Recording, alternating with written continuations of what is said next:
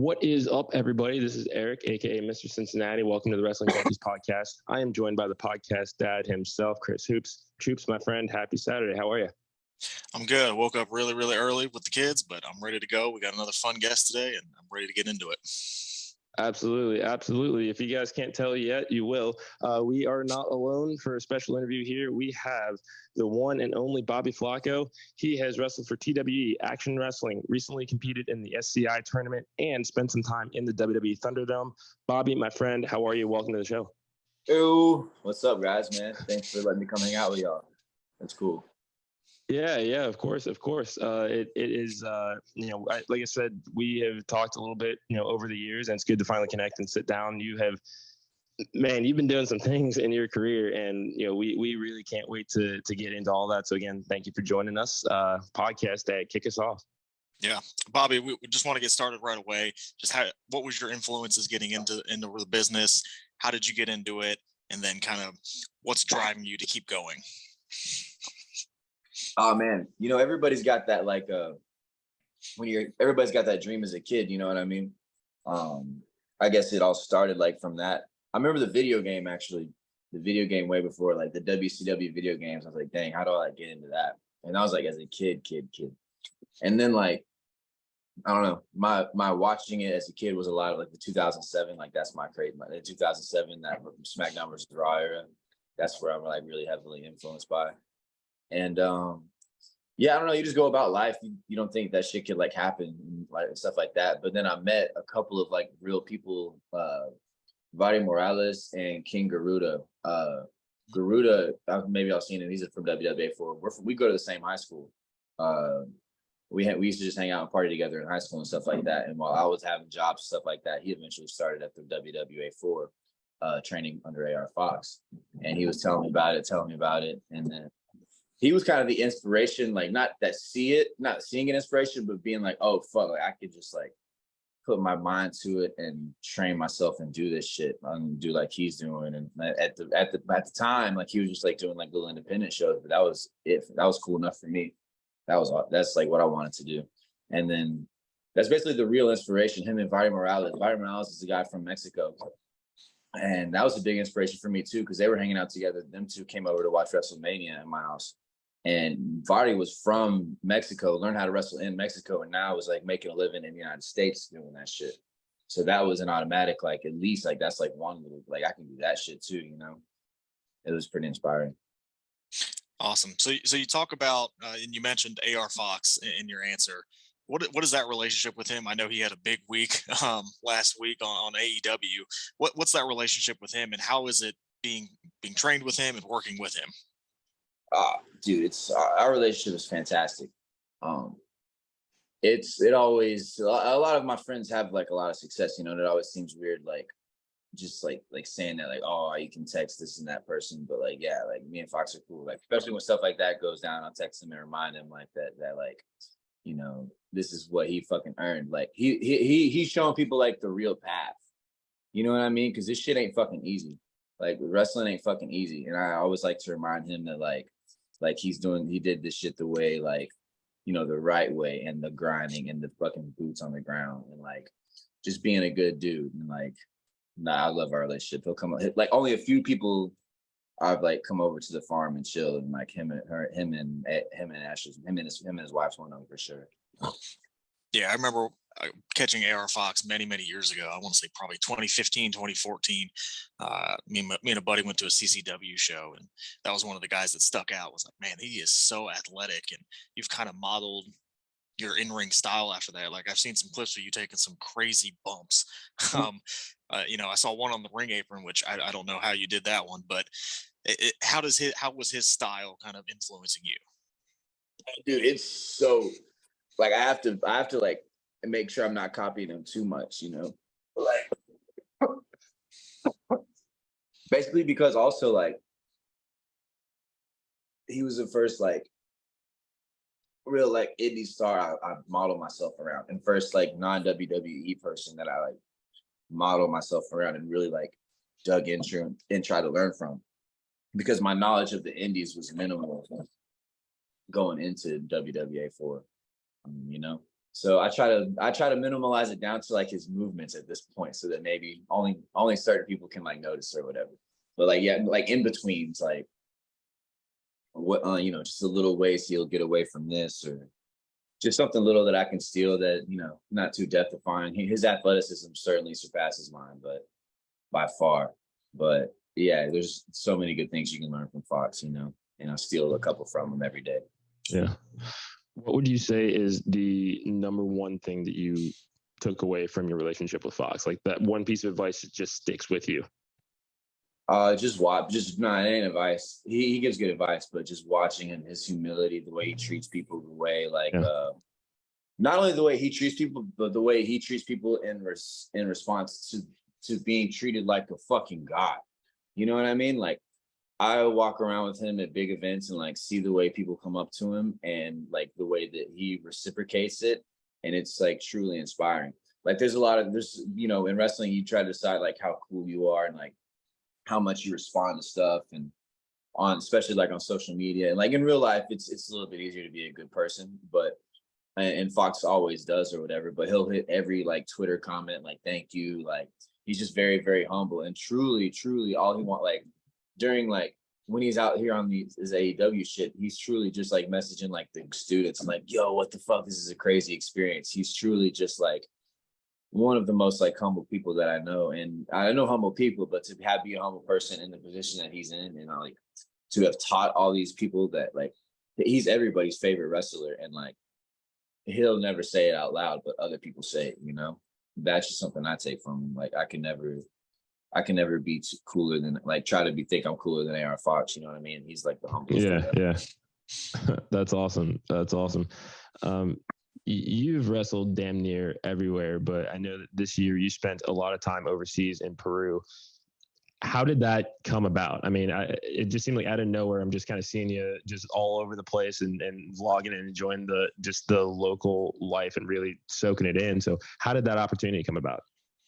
Well, it came out of nowhere because not out of nowhere. It came out of nowhere because a lot of that stuff's like real like solid maybes, like you're dealing with like basically, I don't want to put a bunch of stuff out there and then die of shame if it didn't go through, because we put together like this little month, or he did month and a half of just shows in South America, and a lot of these places don't make events until 2 weeks into it.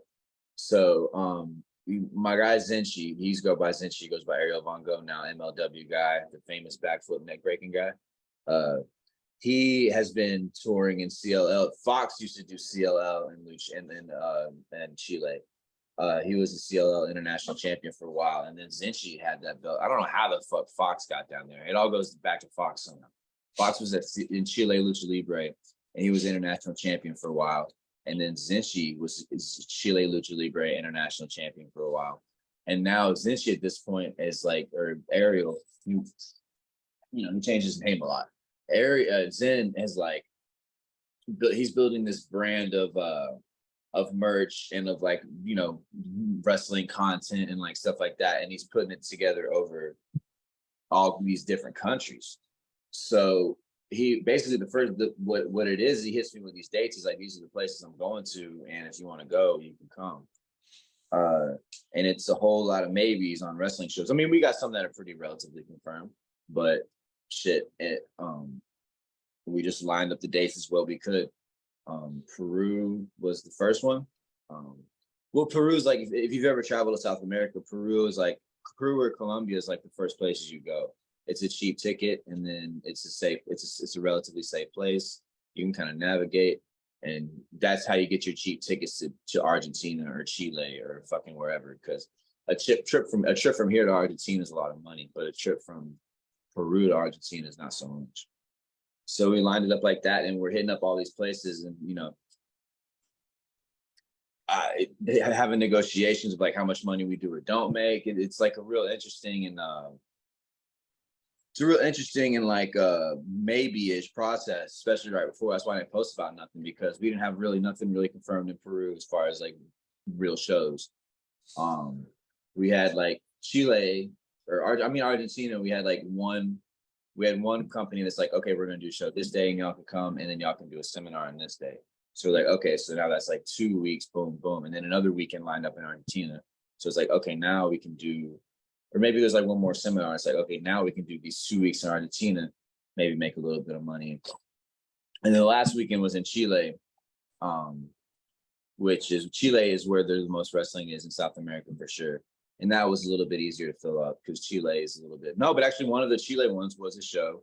2 of the Chile shows are actually, we only had one lockdown in Chile. We ended up doing three shows in Chile because we had that one we locked down for the weekend. So basically we had one weekend, one thing in Peru, 2 kind of maybes in Argentina, and then another in Chile. And then we're like, fuck it, we're gonna go. So he went to actually Ecuador first. They have Ecuador too. So we have this whole like network of like companies and like places we can go work in South America, and it's pretty fucking badass. And so he went first. I wanted to stay back to save a little bit more money. So that him and another guy went to Ecuador, and then we went to Peru and did like those seminars and like a little show, basically just like a show for the students, like, and the people walking around. There's not much going on in Peru as far as wrestling. And from there is when I went to the Amazon and did all that shit by myself. Nice. For a couple of days. How are the crowds in those countries? Because I know every region has different types of crowds. How are the crowds there? Dude, they all have their own certain like you know, there's different sizes and statures, obviously, but as far as like as a whole, the people, I'll say they're easier. But I mean, you know, it all depends on the environment and where you're at, just like in America. The first time I went there, I did a Comic-Con show. And that was your typical fucking festival environment. I don't know if you've ever seen like one of those cons. It's like there's a lot of people going around, and there might be a little more rumbling than normal. And like they're all kind of like really, really into it, but they're far away, so it's not as like intimate. You know what I mean? Like there's a lot of that going on. But also, they all have their separate like feelings. Like I'm trying to think of the first one. The first one I went to was Quilombo, which was. It's pretty indie-ish, man. It's like lucha indie vibes out there. Because lucha, if you go to any really lucha crowd, you can like get away with all the like spots and blah blah blah blah blah. But there's still like southernish or like just normal fucking wrestling at the end of the day, where they want you to fucking slow down and be a shithead at the end of the day. You know what I mean? I don't think you're ever gonna get away from that. But out here, you can get. They do have an appreciation for the cool acrobatics and the spots and like stuff like that. But anywhere in the world, if you should just stop and interact with them, they're gonna love that shit. I can compare the 2 places in Chile. My 2 favorite places in Chile, place called Cinco Luchas, and that was like your like GCW vibe. That was like a lot of the. It was real. It was less like GCW because it wasn't a fantastically huge venue, but it was absolutely as packed as it could be. Everybody's pushed up to the fucking ring and just like beating on it, like that kind of vibe. That was my more like, I mean, people were smoking. That was like your more like that type of vibe. And then you had this place CNL, which has like I think they do like some kind of TV out there, and they have like a pretty decent YouTube channel. It's professional. It's like the most jacked people I saw in South America. A lot of people in South America aren't jacked. And they're like that environment, and that again was like 150 people, but it's like packed in there as much as they can get. But that's more like your studio environment. So that's like, I don't know, like CZW nowadays, or like how Evolve used to be. It felt like one felt like GCW and one felt like old Evolve, like studio, professional. Like they don't let you walk through the crowd. They like hide you through the crowd, but like it's like 150 people in there, just kind of as packed as they can be into a studio. So the crowds definitely vary, but you know. That interaction gets any crowd, I feel, anywhere.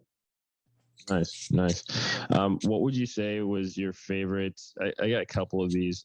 Favorite culinary experience that you had down there, and your favorite interaction with the locals. Oh, that's a good question. Yeah, hit him with a curveball. Good job, Eric. It's the lawyer in me side. Down there. My favorite culinary experience down there was probably, I didn't go as far as I needed to. I'll tell you, my coolest thing was definitely guinea pig. I had fried guinea pig. Okay. It was. I didn't see that coming. It was like flattened. Oh yeah, it's like a typical Peruvian thing. Wow. It was just like it was like rabbit. You ever kind of rabbit? It looks like they kind of split it in half almost, and then it's flat and fry it over a nice bit of rice. Okay. Yeah, we don't get much of that in Ohio. You don't get a lot of BJ out there. No, I can't say that we have. Man, that's wild. I don't even think. I mean, in places that are not desperate, in places like that, I'm sure people do actually eat it. But like even in Peru, it's like one of the most expensive plates. It's like a fucking delicacy thing. You know what I mean? Like, it's even the Peruvian people, I think, kind of eat it like to feel fancy or whatever. Because it's like rabbit. You ever ate rabbit? You're not full. So I had to get a plate of fried rice on the side, some chicken fried rice. Peruvian Chinese food, man. So good. Chef's kiss. So good. Peruvian Chinese food is so great. good, bro. Anywhere. American Chinese food's pretty good, obviously, but like, Peruvian Chinese food is so good. It's called what the fuck do they call it? It's called chifa. I don't know why they call it chifa, but it's like mixed. It's chifa. It's like mixing like Peruvian, like the way they would like season their steak, and like they have alpaca, like the way they would season their meats, and they just do that, and they just throw it on a fucking plate of fried rice. And it's fantastic. Because like, to be honest, man, I'm not. These are like semi-budget trips, and like, I'm not like, the food is just not what makes me go crazy, anyways. So I'm doing a lot of get full meals, like that Chinese, and to be honest, that's probably why I like the Chinese food a lot too, bro. Argentinian pizza is fire. Don't get pizza anywhere the fuck else in South America, but Argentinian pizza is fire because it's like Italian place. They're like Italian people. They do this. Like, I guess the immigration in Argentina is like fully Italian. It's an interesting place for sure. Nice. Well, now that Eric's appetite is full, we're gonna get back to the wrestling. So we talked about crowds overseas. You had a unique opportunity to work with the WWE during the Thunderdome era. Can you kind of go into how that was set up and kind of what that was like in that era of the pandemic and all that good stuff? Yeah, for sure. It was an interesting time. I was just a part of a group that they were using at that time. It was like a connection to the WWA 4 in a way. During whoever was doing it at the time, like that's one person's job, is to fucking book extra work and all that shit. So we were doing that at the time, and it actually is a pretty cool, like like not stick around, but like, kind of go the extra mile, like story. Like, they were just I was wrestling out there too, like on Wednesdays or whatever. So like I would go out there and stay out there for a week or two and wrestle and like do extra work. And I was gonna go. I'm trying to remember why the fuck I was gonna tell this story. Basically, I just ended up telling the guy, "Hey, I'll be here for another week," and he's like, "Oh, okay, he'll keep that in mind." And then it came up that they needed someone for like a match. It was like it's like a gauntlet, like a Davari gauntlet. So Davari ran through a couple of dudes, and I got to be one of them in the Thunderdome. That's the only match I've ever done for WWE, but I've done some extra stuff. Doing it in that Thunderdome is crazy. It's you don't notice it as much as you would think, honestly. Like, it's more like going back and thinking about how like the experience is cool. But when you go out there, like, it's that noise. It feels like a regular crowd, like a little chatter, a little reactions to stuff. Like, it's cool how they did it, how they made it seem pretty close, because I couldn't tell much different from my brief time out. Yeah, because that was during the era where they had all the screens and faces, and it wasn't the empty crowd arena. Noise. Yeah, it wasn't any of that. So that cool experience. Yeah, I'm glad I get to do that for sure. I got a nice headlock. I got a picture of me doing a nice headlock.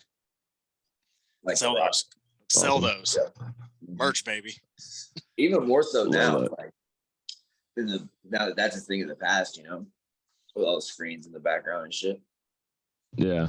I mean, it feels it feels like a million years ago that we were watching wrestling like that, but at the same time, when you were in it felt like forever too. So it's definitely wild, and that had to be a hell of an opportunity.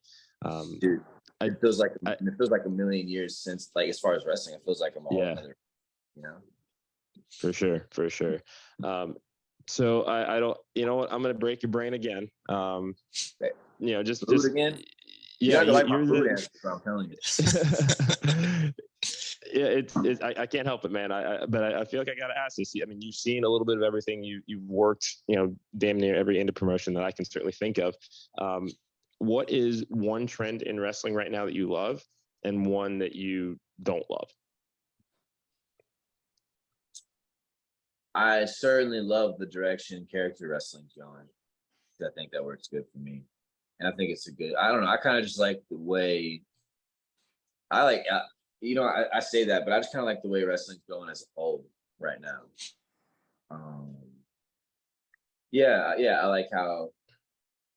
like how it's a little less like maybe this is just even like my mental space right now.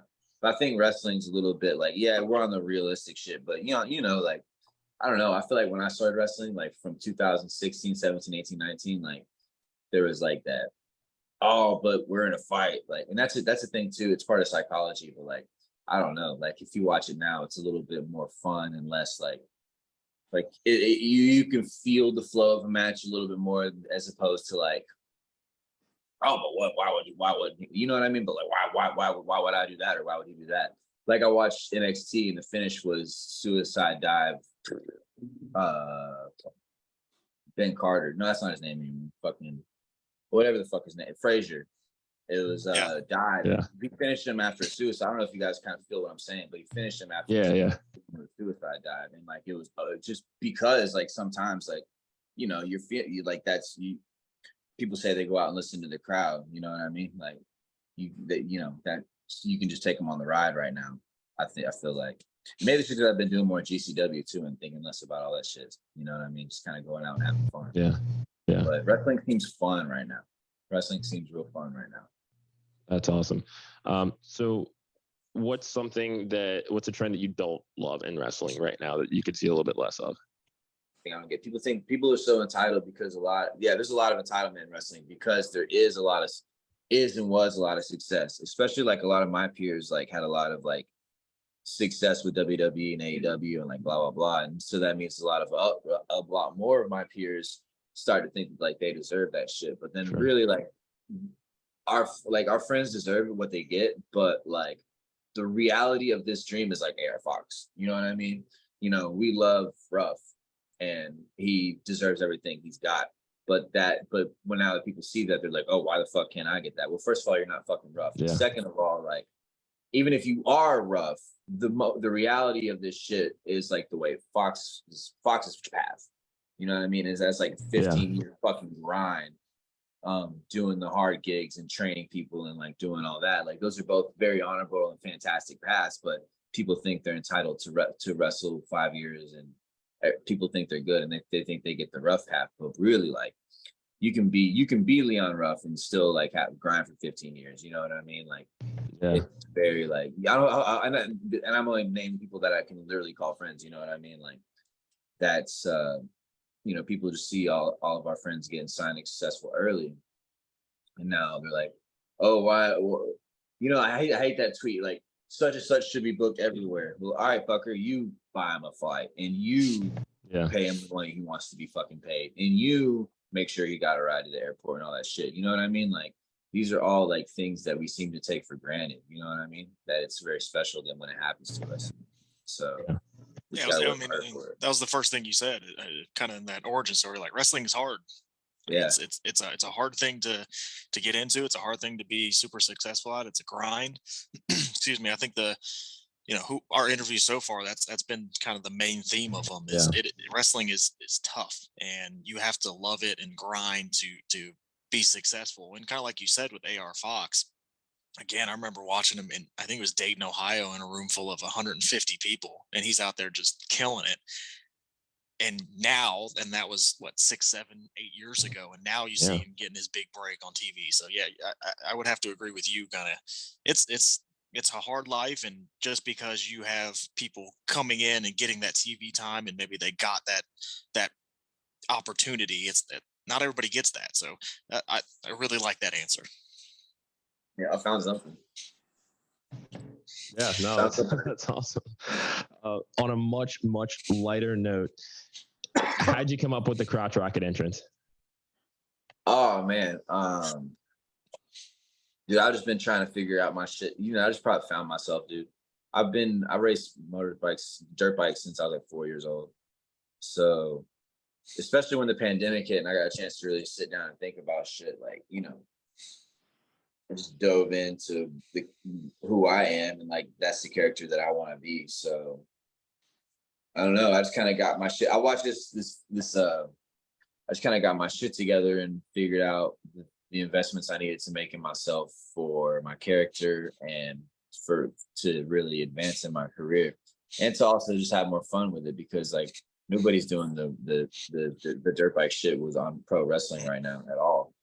So just digging deep into that, and then like little by little, like with like the look and like the goggles, and like I would even see, like, not even just like in pro wrestling, or not just even in just pro motocross, like a lot of like rappers and like Mexican artists, so like a big part of their culture is like the dunes and like the the side by sides and dirt bikes and like all that shit. So they'll be like doing songs and like have like the goggles on the side of their shit. So I just started picking off little things I could like add to my character to make it like better. And then eventually, when I just like had enough fucking, got it together to get some bikes and stuff and to be able to play around with, just found places that would let me do it, and fucking just been trying to grow since then,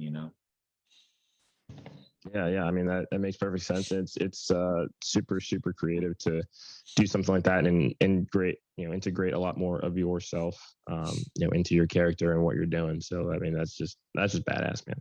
Absolutely. Yeah, we go from kind of how you get to the ring to being on the road.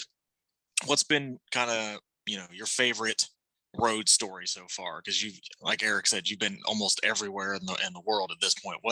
What has been that one story that you're like, man, I can come back to that and sit around the table and always joke about that one?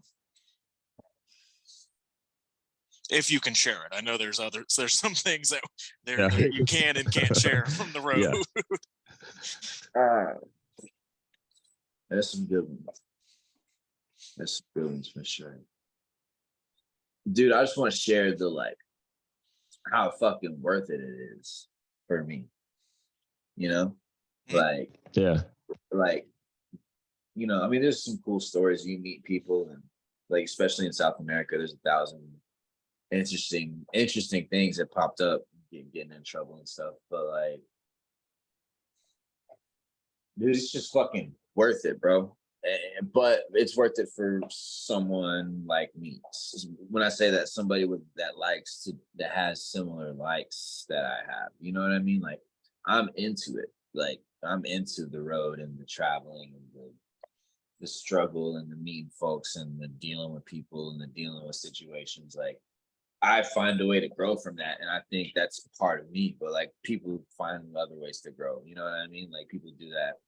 It shit is not something that everybody likes, but if that is something that you like, and you can add it with this pro wrestling shit, like,